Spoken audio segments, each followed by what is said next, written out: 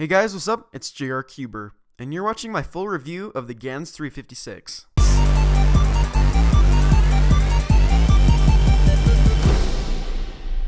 So the Gans 356 is the successor to the 357, which was the cube that started the whole squared off corner trend. The 356 for a while has been pretty hard to get, but it just recently got released in the US, so let's see what it's all about. So the Gans 356 is $23 from thecubicle.us, which is quite a bit more expensive than most other flagship 3x3s, and I think this is mostly because the cube has been pretty hard to get in the US, but I think the price should be dropping soon.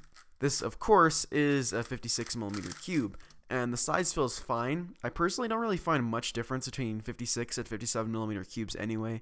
This cube came without any stickers applied, but there were two sets of stock stickers in the box, and they were just standard, but I stickered this cube, of course, with my preferred shades from the Cubicle. So the turning of the Gans 356 is pretty interesting. It's very smooth with a slight bumpiness and crispy feel. It's actually really satisfying to turn, and the speed is also really good too. It's incredibly fast, but still manages to be decently controllable. The corner cutting as well is fantastic.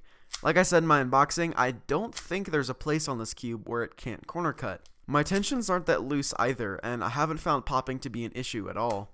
I guess this would be a good place to talk about the mechanism because it's really cool. You can see immediately how the main block of the pieces and the internal structure are separate and held together by a screw, which can be adjusted. You can see that the ridges on the pieces was carried over from the 357, but what's really unique is the way the pieces fit together.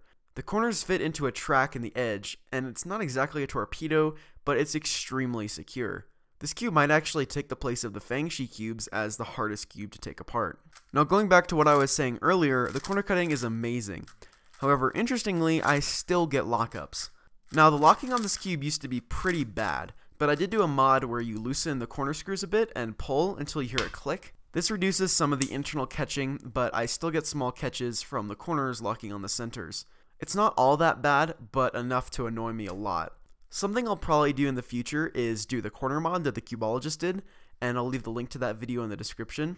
Now of course, one of the main purposes of the squared off corners is to eliminate corner twists, and well, it does a really good job at that. It's just about impossible to get a corner twist, which I guess is a good thing, but it comes with the compromise of having those lockups.